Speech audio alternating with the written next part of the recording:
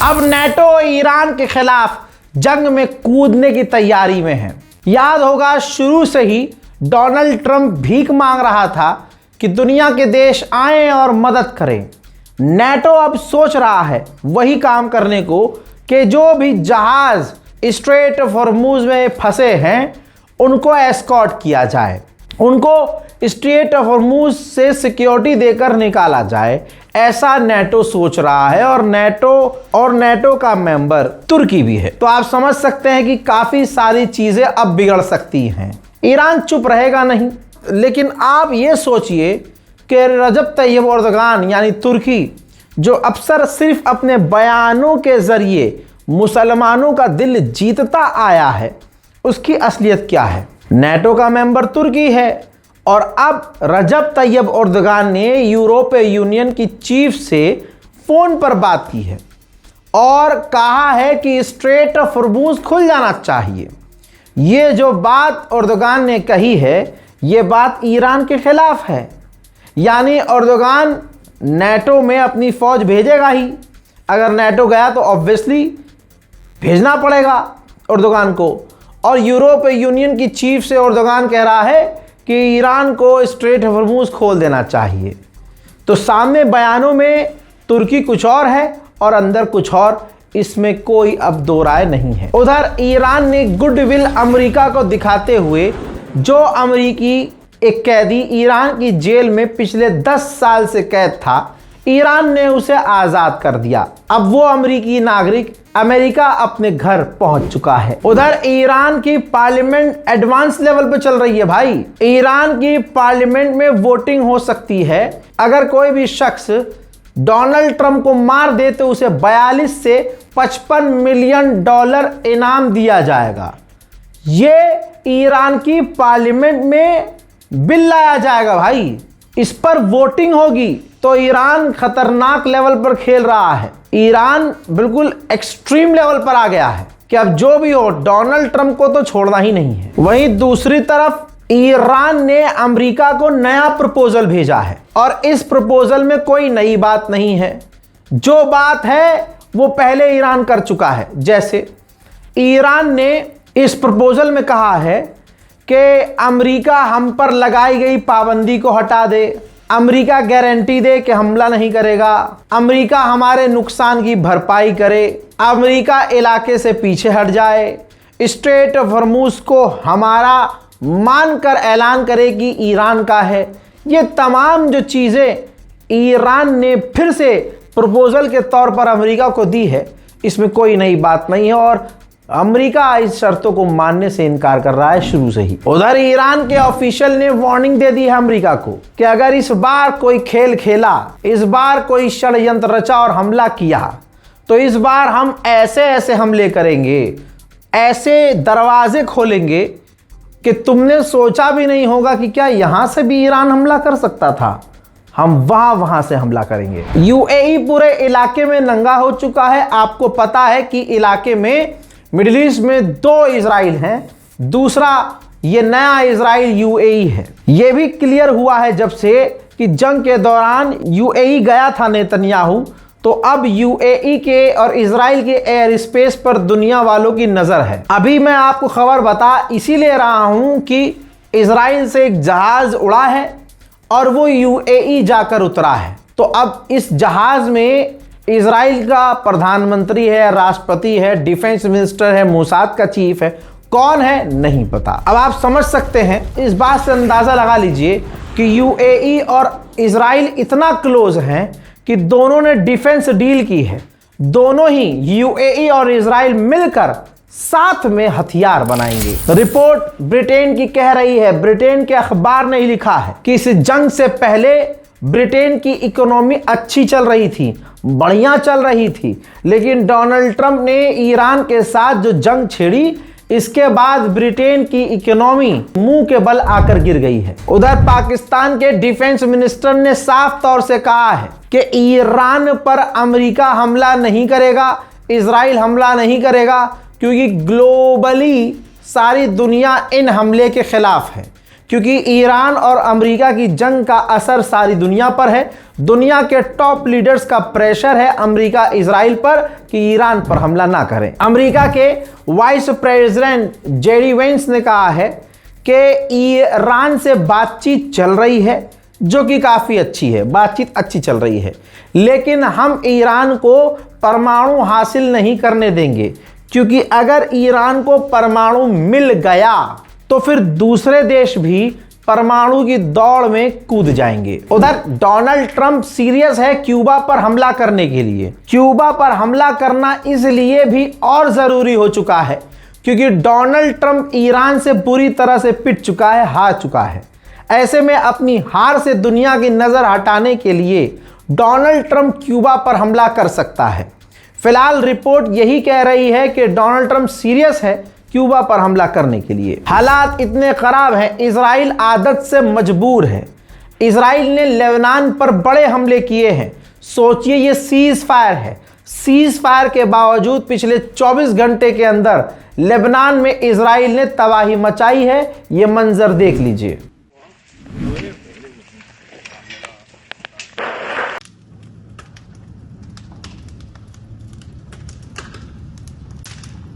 لكن عندي يا شباب، عندي تعالوا يا شباب، هاتوا حاكم الاحساس عندي. يلا دوري يدك، دوري شوي. انت عندك ايه يا معلم؟ جاي عندك جاي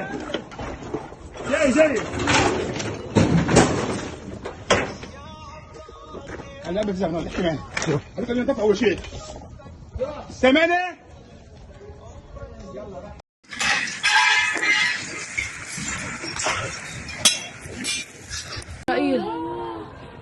الله أكبر الله أكبر الله أكبر. ضربة المعشوق حد الجامع.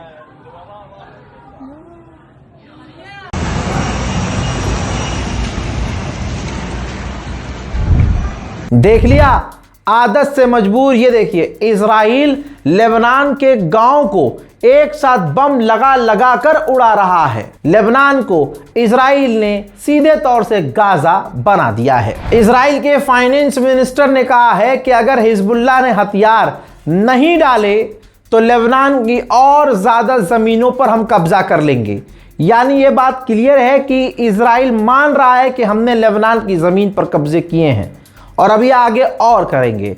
लेकिन मजाल है कोई अरब लेबनान के लिए बोल रहा हो। वहीं लेबनान के अंदर इजराइल का एक फौजी वासिले जहन्नम हुआ है। उधर इजराइल को कोई रोक नहीं पा रहा है लेबनान में, खुद लेबनान की फौज भी नहीं रोक पा रही है। लेकिन रिपोर्ट क्या कह रही है, देखिए, जो हिजबुल्लाह के ड्रोन हमले हैं, हिजबुल्लाह ने अपने सिर्फ ड्रोन हमले करके ही इजराइल को मजबूर कर दिया है कि वो अपने हमले 80% नहीं कर पा रहा है। 80% हमले लेबनान में इजराइल हिजबुल्लाह के ड्रोन हमलों की वजह से नहीं कर पा रहा है। वहीं एक काफिला कई महीने पहले फ्लोटिला गाजा की तरफ रवाना हुआ था।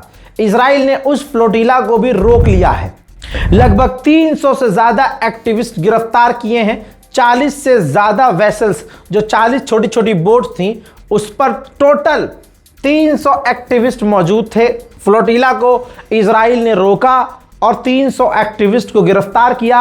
जो एक्टिविस्ट इस फ्लोटिला पर सवार थे, काफिले में मौजूद थे, अमेरिका ने भी उन एक्टिविस्ट पर पाबंदी लगाई है। इजराइल के फाइनेंस मिनिस्टर ने कहा है कि इंटरनेशनल क्रिमिनल कोर्ट ने जो हमारे लीडर्स पर बैन लगाया है, अरेस्ट वारंट जारी किया है, ये गलत है और आगे और जो हम पर पाबंदियां और अरेस्ट वारंट जारी करने वाला है, इसकी जवाबी कार्रवाई हम ज़रूर करेंगे। यहाँ तक कि उन्होंने ये भी कह दिया है, उसकी जवाबी कार्रवाई में हम फिलिस्तीनियों की ज़मीन पर, वेस्ट बैंक पर और कब्जा करेंगे। आइए उधर आदत से मजबूर इजराइल का कारनामा दिखाते हैं। ये देखिए, इजराइल ने गज्जा पर फिर से बमबारी की है।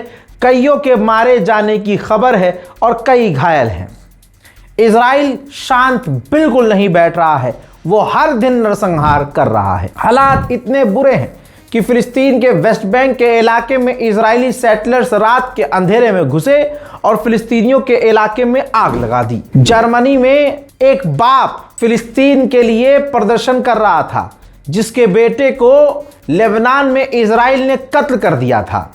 जर्मनी में उस मारे गए बेटे का बाप फिलिस्तीन के समर्थन में प्रदर्शन कर रहा था, तो जर्मनी की पुलिस ने उस बाप को गिरफ्तार किया, मारा पीटा। तो उस दौरान वो बाप चीख कर कह रहा था कि इजराइल ने मेरे बेटे को मारा और तुम मुझे मार रहे हो। उधर ये मंजर सीरिया का है। सीरिया के अंदर एक धमाका हुआ, कार के अंदर एक सीरिया का व्यक्ति मारा गया, 5 घायल हुए। अभी तक इस हमले की जिम्मेदारी किसी ने नहीं ली है। रशिया और सीरिया की डिफेंस एग्रीमेंट है, जिसके अंतर्गत रशिया ने MiG-29 सीरिया को सौंपे हैं। यह है मंजर, और उन दोनों जहाज़ों को MiG-29 को उड़ाते हुए सीरिया के आसमान में जोलानी की फौज को देखा जा रहा है। उधर अमेरिका ने कहा है कि हमने 10 खतरनाक माइंस स्ट्रेट ऑफ हॉर्मुज में आइडेंटिफाई किए हैं, जहां ईरान ने बम बिछाए हैं। उधर यूएई और फ्रांस ने डिफेंस डील कर ली है, यानी अब यूएई पर हमला होता है तो फ्रांस यूएई को बचाएगा। भारत की बात तो करना ही बेकार है। भारत का डंका तो नॉर्वे से लेकर सारी दुनिया में बज गया है।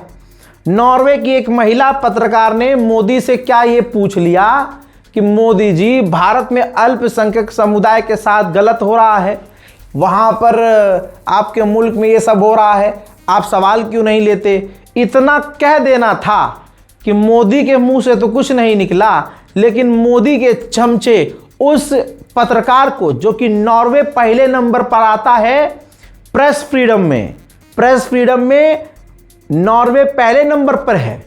लेकिन आप ये देखिए कि भारत का गोदी मीडिया, यानी भारत का जो मोदी के चमचे हैं, वो साबित करने में लग गए कि वो पत्रकार करप्ट है, बीजेपी के खिलाफ है। वो पत्रकार ऐसे सवाल कैसे कर सकती है? मतलब भारत के पत्रकारों की इतनी औकात भी नहीं है कि वो मोदी से सवाल कर सके। हत्ता कि अगर कोई दूसरा सवाल करता है तो वो उसे गद्दार साबित करने की कोशिश करते हैं, दुश्मन साबित करने की कोशिश करते हैं। स्पेशल शो चलाया जा रहा है अंजना ओम मोदी के द्वारा, जिसमें वो उस लड़की को पूरी तरह से भारत के खिलाफ साबित करने की कोशिश कर रही है। लेकिन इस कोशिश में ये साफ नजर आ रहा है कि बुरा लगा है बेचारी को, और रोने दो, बुरा लगा है। जिस प्रेस फ्रीडम इंडेक्स की इस पत्रकार ने बात की, उसकी फंडिंग भी जॉर्ज सोरोस के इसी एनजीओ से आती है। इससे यह भी सवाल उठता है कि इस घटना में इतने सारे इत्तेफाक कैसे हैं और सारी कड़ियां एक दूसरे से आखिर कैसे जुड़ी हुई हैं। एक और अजीब बात यह है कि इस पत्रकार ने अपने पूरे 4 साल के करियर में इससे पहले कभी प्रेस फ्रीडम, मीडिया सेंसरशिप, पत्रकारों पर हमले या वर्ल्ड प्रेस फ्रीडम इंडेक्स, इनका मुद्दा कभी नहीं उठाया। लेकिन यहां अचानक से उन्होंने प्रधानमंत्री मोदी को इन्हीं सवालों से घेरा। यहां तक कि अंजना ओम मोदी कह रही है कि मोदी से ऐसा सवाल कैसे किया जा सकता है। अरे मोदी से सवाल कैसे किया जा सकता है, यकीन नहीं आ रहा। देखिए, लेकिन आज हम ये सवाल सामने रखना चाहते हैं कि ये पत्रकार प्रधानमंत्री मोदी से जो सवाल पूछना चाहती थी, क्या वो सवाल जायज है? इनका कहना था कि भारत में मानवाधिकारों की स्थिति अच्छी नहीं है, वो यही पूछना चाहती थी। उन्होंने एक्स में, वहां पर तो उन्होंने सिर्फ ये कहा कि हमसे सवाल क्यों नहीं ले रहे, लेकिन फिर इन्होंने कहा कि हम मानवाधिकारों पर सवाल पूछना चाहते हैं।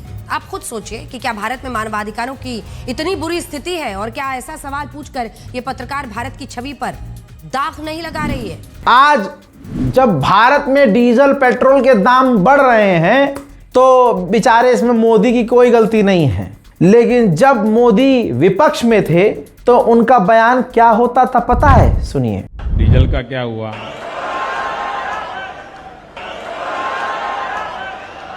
पेट्रोल का क्या हुआ? मित्रों, गैस हो, पेट्रोल हो, डीजल हो, हर प्रकार से महंगाई बढ़ रही है कि नहीं बढ़ रही है?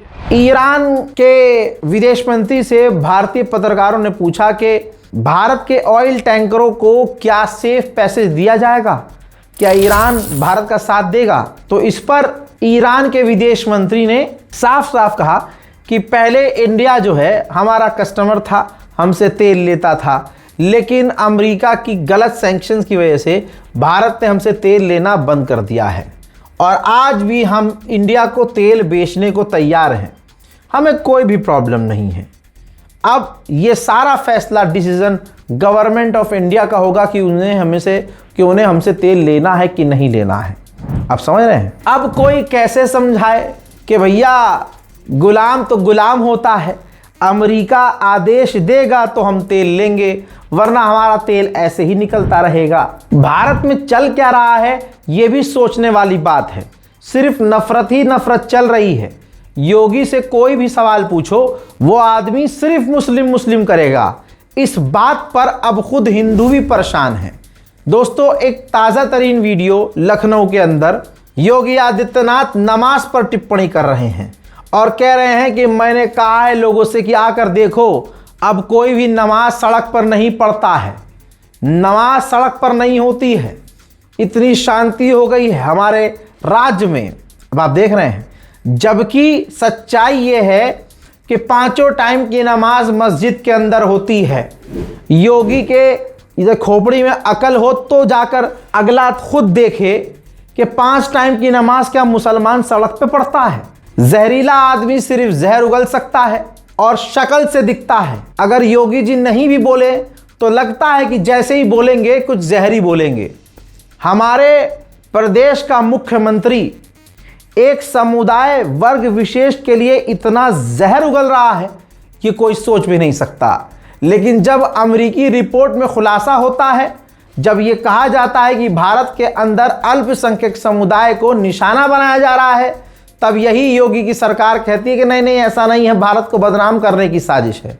5 टाइम की नमाज मस्जिद के अंदर होती है, साल में 1-2 बार नमाज, यानी ईद और बकरीद की नमाज सड़क पर अगर हो जाती है तो वही नमाज सड़क पर होती है, वरना कोई नमाज सड़क पर नहीं होती। और अब तो कोशिश की जाती है कि बकरीद की नमाज, ईद की नमाज भी भले ही उस मस्जिद में 2 बार करा दी जाए, 2 बार, ताकि भीड़ सड़क पर नमाज ना पढ़े। लेकिन क्योंकि योगी से पेपर लीक के बारे में कोई ना पूछ ले, योगी से कोई रोजगार ना मांग ले, भाजपा से कोई विकास की बात ना कर दे, तो बस इनको घूम फिर के हिंदुओं के सामने यही कहना है कि देखो कितने अच्छे हैं हम, हमारे डर की वजह से कोई नमाज सड़क पर नहीं पढ़ रहा है। हालात इतने बुरे हैं कि सवाल मोदी से अगर करोगे तो निपटा दिए जाओगे। दोस्तों, अब सोचो हमारे देश का हाल क्या है। ये देखो, नेपाल में पेट्रोल 2 रुपये और डीजल 12 रुपये सस्ता हुआ है और हमारे यहाँ गोप महंगा हुआ है। लेकिन भजपिल्लों को आप क्या कहते सुनेंगे? मोदी मोदी। अरे क्या रे, कोई नहीं है, रहेगा तो मोदी ही। एक दिन देखिएगा कपड़े इनके फट जाएंगे और कपड़े के फटने के साथ साथ इनकी और भी चीज़ें फटेंगी, लेकिन तब भी ये इतने पक्के रहेंगे कि मोदी मोदी करते रहेंगे। योगी से कोई कहे कि जरा अपनी असलियत भी तो बताएं। जरा इस पोस्ट को देखिए भाई। खबर यह है कि यूपी के सीतापुर में यूपी पुलिस ने एक व्यक्ति को गिरफ्तार किया है जिसने अपनी ही 13 साल की बेटी के साथ गंदा काम किया। 13 साल की बेटी। उस बेटी ने अपने माँ को बताया कि पापा ने नशे में मेरे साथ ये किया, तो माँ ने जो है FIR की, जिसके बाद यूपी पुलिस ने उस शख्स को गिरफ्तार किया। हाथ में कलावा और अंदर की जानकारी जो है वो बता रही है कि ये किस धर्म से है। ये खबर इसलिए नहीं बनी है क्योंकि मुसलमान नहीं है। हालात ये हैं भैया कि अगर नॉर्वे की पत्रकार ने सवाल कर दिया भारत के प्रधानमंत्री मोदी से, तो भजपिल्लों को इतना बुरा लगा कि बीजेपी IT सेल ने उस महिला पत्रकार को एजेंट कह दिया। वो महिला पत्रकार भी हेले लिंग, जो पूरी तरह से एक्टिव हैं, उन्होंने जवाब दिया कि मैंने कभी नहीं सोचा था कि मुझे यह लिखना पड़ेगा, लेकिन मैं किसी भी तरह की कोई विदेशी जासूस नहीं हूं जिसे किसी विदेशी सरकार ने भेजा हो। मेरा काम पत्रकारिता है और अभी मुख्य रूप से मैं नॉर्वे में काम कर रही हूं। जी हां, लेकिन हमारे देश की मीडिया को क्या लगता है? कि जो गुलामी है उसे पत्रकारिता कहते हैं।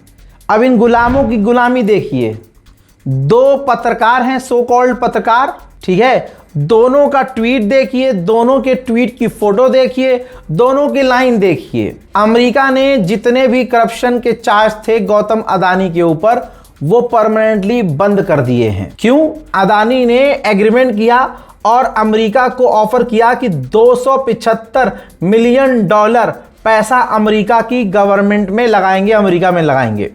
बस डोनाल्ड ट्रंप को चाहिए क्या था, फौरन वहां जो केस चल रहा था अदानी के ऊपर वो कैंसिल कर दिया गया।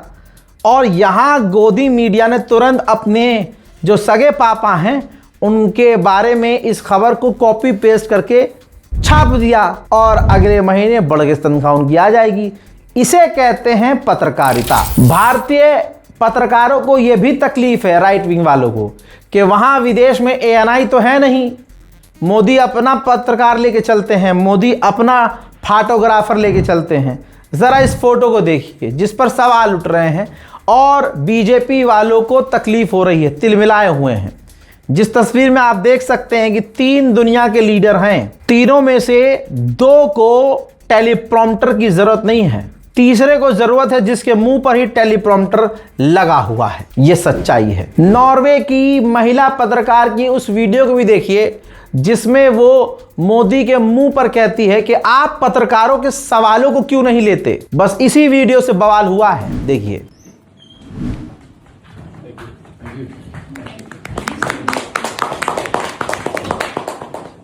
Prime Minister Modi, why don't you take some questions from the freest press in the world? गनीमत तो यही है कि ये पत्रकार नॉर्वे की है। भारत में अगर होती तो ईडी पहुंच जाती और इतनी अंदर जेल में डाला जाता कि इसकी 7 पुश्तें भी कभी मोदी से सवाल न करती। पूरी दुनिया में मोदी का डंका बज रहा है। जापान के अखबार ने क्या लिखा है पता है? कि इंडिया सबसे बड़ा लूजर साबित हुआ है AI फ्रंट पर। आर्टिफिशियल इंटेलिजेंस लाइन में भारत लूजर साबित हुआ है। जाहिर सी बात है, जहां गू से कैंसर का इलाज बता दिया जाए, गाय के पेशाब को दवाई बता दी जाए, उस देश को आप AI में टॉप लेवल पर नहीं देख सकते। यह जापान का अखबार है और जापान के अखबार के जो डायरेक्टर हैं, मोदी और मोदड़ी वालों में दम हो तो भाई ईडी वहां भी भेज दो। आइए अब हिंदुओं की असलियत भी देख लीजिए। हमारे जो हिंदू भाई हैं उनकी असलियत देखिए। उनके लिए क्राइम वो है जो मुसलमान करे।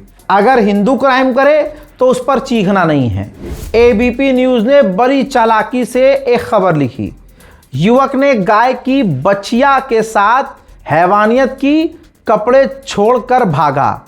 गाय की बछड़ी जो थी ना, जो गाय का बच्चा था, उसके साथ एक व्यक्ति ने हरियाणा डिस्ट्रिक्ट के इलाके में गंदा काम किया गाय के बछड़े के साथ। लेकिन कमाल तो यही था कि इस पूरी खबर में नाम नहीं था।